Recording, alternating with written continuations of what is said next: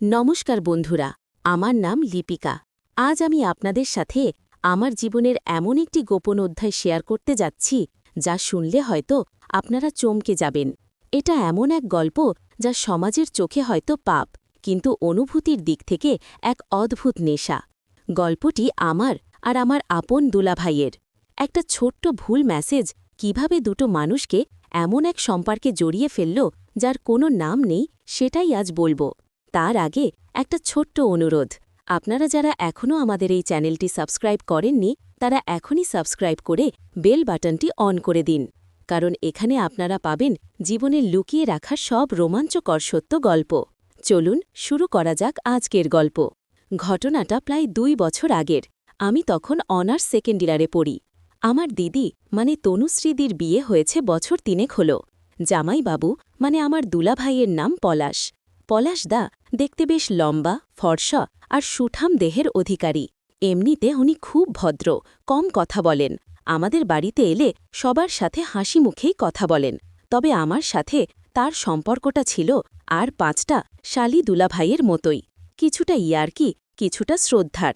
কিন্তু ভেতরে ভেতরে যে উনি অন্যরকম কিছু ভাবতেন তা আমি ঘুণাক্ষরেও টের পাইনি। সেদিন ছিল শুক্রবার। আমার বাবা মা এক আত্মীয়ের বিয়েতে গিয়েছিলেন শহরের বাইরে। বাড়িতে আমি একা, দিদিও তখন নিজের শ্বশুর বাড়িতে। আমার তখন একটা ছেলের সাথে সদ্য ব্রেকআপ হয়েছে। মনটা খুব খারাপ, আবার শরীরের ভেতরে এক অদ্ভুত জেদ আর চাহিদা কাজ করছিল। রাত তখন 11টা বাজে।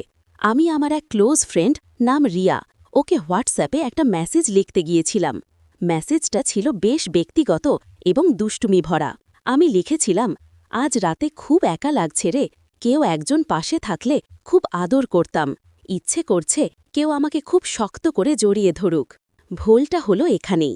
রিয়া নামটা আর আমার দুলাভাইয়ের নাম পলাশ, দুটোই আমার কন্ট্যাক্ট লিস্টে পাশাপাশি ছিল। আমি তাড়াহুড়ো করে সেন্ড বাটনে চাপ দিলাম। মেসেজটা সেন্ড হওয়ার সাথে সাথেই আমি ফোনটা বালিশের পাশে রেখে বাথরুমে গেলাম ফ্রেশ হতে। ফিরে এসে ফোন হাতে নিতেই আমার হাত পা ঠান্ডা হয়ে গেল। দেখি মেসেজটা রিয়ার বদলে পলাশ তাকে চলে গেছে।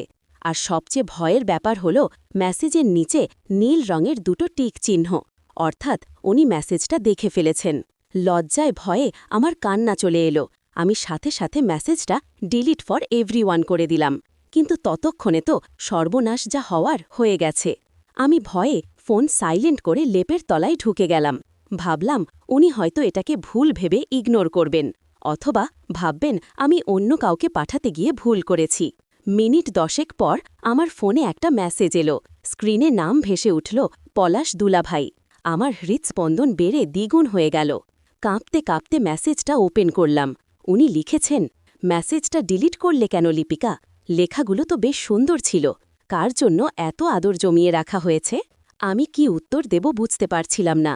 কোনো মতে লিখলাম, সরি দুলাভাই, ভুল করে চলে গেছে, ওটা আমার ফ্রেন্ডের জন্য ছিল। কিছুক্ষণ পর উনি রিপ্লাই দিলেন, ফ্রেন্ডের জন্য নাকি মনের ভুল অজান্তে সঠিক ঠিকানায় চলে এসেছে। আমি কিন্তু কাল সকালে তোমাদের ওদিকে আসছি, তখন কথা হবে। সেই রাতে আমার আর ঘুম হল না। একদিকে লজ্জা, অন্যদিকে এক অজানা উত্তেজনা। দুলাভাই কি তবে বিষয়টা অন্যভাবে নিলেন? পরদিন সকাল 10টা নাগাদ ডোরবেল বাজল। আমি জানতাম বাবা মা ফিরবে সেই রাত্রে, তাই এখন দুলাভাই ছাড়া আর কেউ হবে না। দরজা খুলতেই দেখি পলাশদা দাঁড়িয়ে। নীল রঙের একটা শার্ট আর জিন্স পরে তাকে অদ্ভুত সুন্দর লাগছিল। আমাকে দেখেই মুচকি হাসলেন। ভেতরে এসে সোফায় বসলেন। আমি জল দিতে গেলাম। হাত কাঁপছিল গ্লাস ধরার সময়। জল দেওয়ার সময় উনি আমার দিকে এমনভাবে তাকালেন যেন আমার মনের ভেতরটা পড়ে ফেলছেন। বললেন, কি ব্যাপার শালি সাহেবা, কাল রাতের মেসেজের সেই একাকিত্ব কি কেটেছে, নাকি এখনও আদর করার মানুষের অভাব? আমি মাথা নিচু করে বললাম, ছি দুলাভাই, ওটা ভুল ছিল বললাম তো, প্লিজ ওসব কথা বাদ দাও।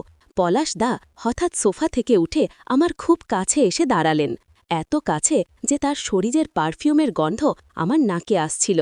উনি ফিসফিস করে বললেন, ভুল তো মানুষই করে লিপিকা, কিন্তু কিছু ভুল অনেক সুন্দর হয়। তুমি কি জানো, কালকের মেসেজটা পড়ে আমারও ঘুম আসেনি। মনে হচ্ছিল, ইস, আমি যদি তোমার পাশে থাকতাম। আমি চমকে উঠে তাকালাম। দুলাভাইয়ের চোখে তখন এক অন্য রকম নেশা। উনি আমার হাতটা ধরলেন। ওনার হাতের স্পর্শে আমার শরীরে যেন বিদ্যুৎ খেলে গেল। আমি হাত ছাড়াতে গেলাম, কিন্তু উনি ছাড়লেন না। উল্টে আমার হাতটা টেনে নিজের বুকের কাছে নিয়ে গেলেন। বললেন, তোমার দিদি তো এখন প্রেগনেন্ট, শরীরের ধকল নিতে পারে না। গত কয়েক মাস ধরে আমিও খুব একা লিপিকা। তোমার ওই মেসেজটা আমাকে পাগল করে দিয়েছে।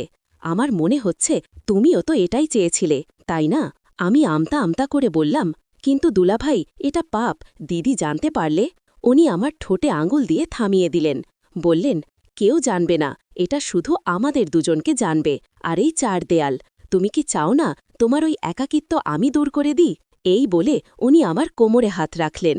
ওনার সেই বলিষ্ঠ হাতের স্পর্শে আমার শরীরের সমস্ত প্রতিরোধ ভেঙে যেতে লাগল। আমি অনুভব করলাম আমার নিজেরও একটা সুপ্ত ইচ্ছা জেগে উঠছে।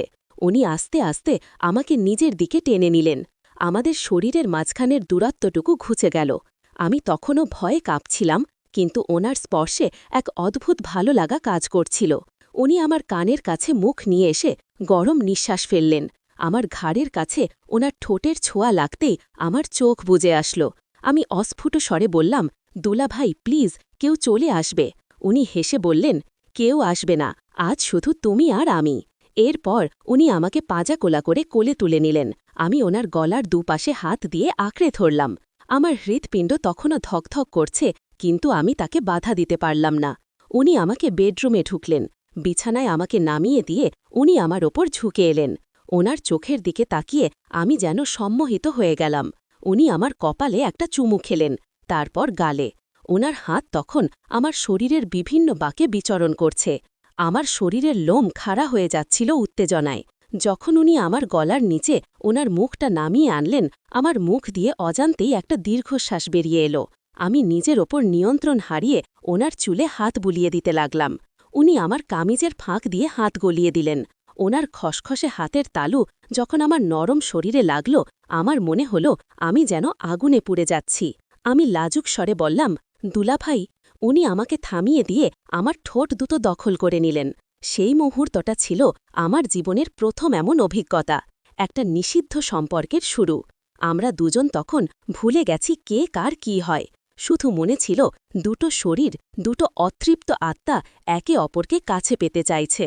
ঘণ্টা 2 পর যখন ঝড় থামল, তখন আমরা দুজনেই ক্লান্ত। আমি ওনার দোকে মাথা রেখে শুয়েছিলাম। উনি আমার চুলে হাত বুলিয়ে দিচ্ছিলেন। মনের ভেতর তখন এক মিশ্র অনুভূতি, অপরাধবোধ কাজ করছিল, আবার অদ্ভুত এক প্রশান্তিও ছিল। পলাশদা আমাকে জড়িয়ে ধরে বললেন, ভয় পেও না, এটা আমাদের সিক্রেট। মাঝে মাঝে একটু ভুল করতে ভালোই লাগে, তাই না? আমি কোনো কথা বললাম না, শুধু ওনার বুকে মুখ লুকালাম। সেই থেকে শুরু। তারপর সুযোগ পেলেই আমাদের এই খেলা চলতে থাকে। সমাজের চোখে আমরা শালি দুলাভাই, কিন্তু বন্ধ দরজার ওপারে আমরা একে অপরের সবটুকু। এই ছিল আমার জীবনের সেই নিষিদ্ধ গল্প। ভুল মেসেজ যে জীবনকে এভাবে বদলে দেবে তা কে জানত।